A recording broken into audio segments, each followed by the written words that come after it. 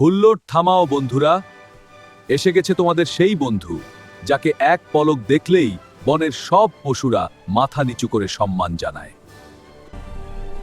আমি কে? আমি হলাম বনের সম্রাট সিংহ। তোমরা হয়তো আমাকে লায়ন কিং সিনেমায় দেখেছো, কিন্তু আজ আমি সিনেমার পর্দা থেকে বেরিয়ে তোমাদের সামনে এসেছি আমার নিজের ডায়েরি নিয়ে। তোমরা কি জানো আমার এই কেশর আর গর্জনের পেছনে লুকিয়ে আছে কত শত রহস্য? যারা সত্যিকারের সাহসী তারা একদম নড়ে চড়ে বসো, কারণ আজকের সফরটা হবে রোমাঞ্চে ভরপুর।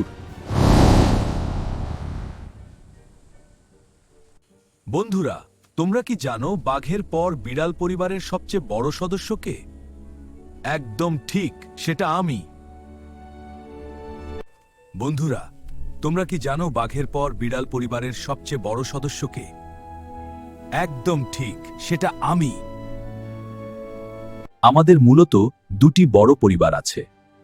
একটি হলো আফ্রিকান সিংহ, যারা বিশাল বড় আফ্রিকার সাভানা তৃণভূমিতে রাজত্ব করে, আর অন্যটি হলো আমার এশীয় সিংহ ভাইরা, যা ভারতের গুজরাটের গির জঙ্গলে থাকে।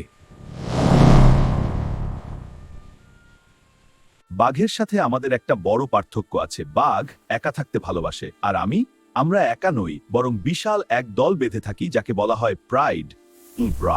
অনেকে ভাবে আমি মনে হয় ঘন জঙ্গলে থাকি, কিন্তু আসলে আমার পছন্দ হলো খোলা প্রান্তর, ঘাস জমি আর পাতলা ঝোপঝাড়ওয়ালা এলাকা। কেন জানো? কারণ খোলা মাঠে আমি বহুদূর পর্যন্ত আমার প্রজাদের দেখতে পাই। আমার বাড়ি হলো আফ্রিকার বিশাল খোলা মাঠ, যাকে বলা হয় সাভানা। সেখানে সূর্যের আলোয় যখন আমার সোনালী শরীর চকচক করে, তখন আমাকে দেখতে ঠিক রাজার মতোই লাগে। আমি কিন্তু গাছের তলায় ঘন্টার পর ঘন্টা আলসেমি করে ঘুমিয়ে কাটাতে খুব ভালোবাসি। আমার খাবারের মেনু শুনলে তোমরা অবাক হয়ে যাবে। আমরা হলাম মাংসাশী। আমাদের প্রিয় খাবার হলো জেব্রা, মহিষ আর হরিণ। তবে এখানে একটা বড় সিক্রেট বলি, আমাদের দলে কিন্তু বেশিরভাগ শিকার করার কাজটা করে সিংহীরা বা মা সিংহরা। তারা খুব বুদ্ধিমান আর দলগতভাবে শিকার করে। আর আমি হলাম দলের গার্ড বা রক্ষক। শিকার ধরা হয়ে গেলে রাজা হিসেবে সবার আগে আমিই খেতে বসি। আমি একবারে প্রায় 30-40 কেজি মাংস খেয়ে ফেলতে পারি। এরপর কয়েকদিন না খেলেও আমার কোনো সমস্যা হয় না। আমার গলার চারপাশে এই যে ঘন লম্বা চুল দেখছো, একে বলে ম্যান বা কেশর। এটা কিন্তু সিংহীদের থাকে না, শুধু আমাদের মতো পুরুষ সিংহদের থাকে। এই কেশর কেন আছে জানো? এটা আমাদের শত্রুর কামড় থেকে গলা রক্ষা করে, আর আমাকে দেখতে অনেক বেশি ভয়ঙ্কর আর শক্তিশালী দেখায়। যার কেশর যত বেশি কালো আর ঘন, সে তত বেশি শক্তিশালী রাজা। এটা ঠিক যেন আমার মাথার ওপর রাখা এক প্রাকৃতিক রাজমুকুট। আমার গর্জন যা আকাশ কাঁপিয়ে দেয়। বন্ধুরা, আমার সবচেয়ে বড় পরিচয় হলো আমার গর্জন। আমি যখন মন খুলে একবার ডাকি, সেই আওয়াজ প্রায় 8 কিলোমিটার দূর পর্যন্ত শোনা যায়।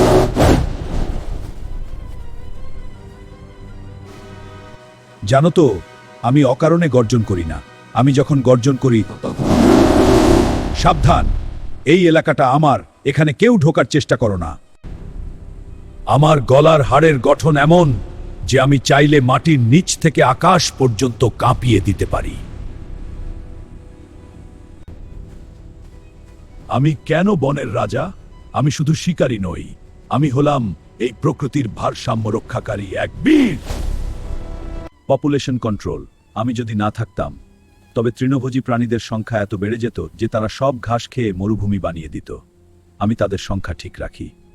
জঙ্গলের সদি। আমি শিকার করার সময় সাধারণত বৃদ্ধ বা অসুস্থ প্রাণীদের ধরি, যা বনের বাকি প্রাণীদের মধ্যে রোগ ছড়ানো বন্ধ করে। আমি আছি বলেই পুরো সাভানা অঞ্চলটা সুস্থ আর সতেজ থাকে। তোমরা হয়তো ভাবো আমি সারাদিন শুধু শিকার করি। একদম ভুল। আমি হলাম পৃথিবীর সবচেয়ে বড় অলস প্রাণীদের একজন। আমি দিনে প্রায় 20 ঘন্টা শুধু ঘুমিয়ে আর জিরিয়ে কাটাই। তবে ভুলেও ভেবো না যে আমি ঘুমোচ্ছি মানে আমি অসতর্ক। আমার কান সবসময় খাড়া থাকে। আর হ্যাঁ, সিংহ কিন্তু বিড়ালের মতো জল খুব একটা অপছন্দ করে না। প্রয়োজনে আমরাও নদী পার হতে পারি।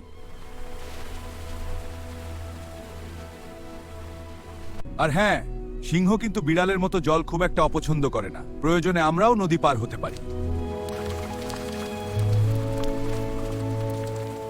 কিন্তু সাবধান, আমার এলাকা দিয়ে যাওয়ার সময় ডিসিপ্লিন মেনে না চললে আমার রাগ কিন্তু খুব খারাপ। আমার পরিবার ও রাজপুত্র জীবনকাল, আমরা সাধারণত জঙ্গলে 10 থেকে 14 বছর পর্যন্ত বাঁচি। আমাদের বাচ্চাদের বলা হয় কাব। জন্মের সময় ওরা কিন্তু তোমাদের মতো খুব ছোট আর ফুটফুটে হয়।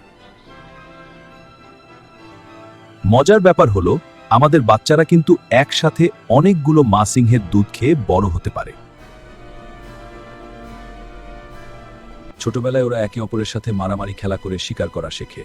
প্রায় 2-3 বছর বয়সে রাজপুত্ররা দল ছেড়ে নিজেদের নতুন সাম্রাজ্য করতে বেরিয়ে পড়ে।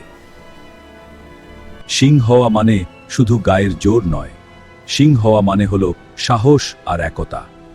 আমরা দল বেঁধে থাকি বলেই আজ আমরা বনের রাজা।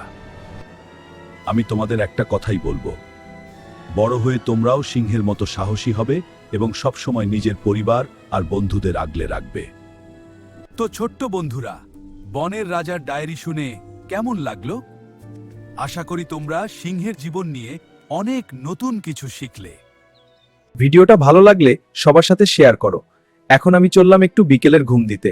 আবার দেখা হবে অন্য কোনো দিন। টাটা।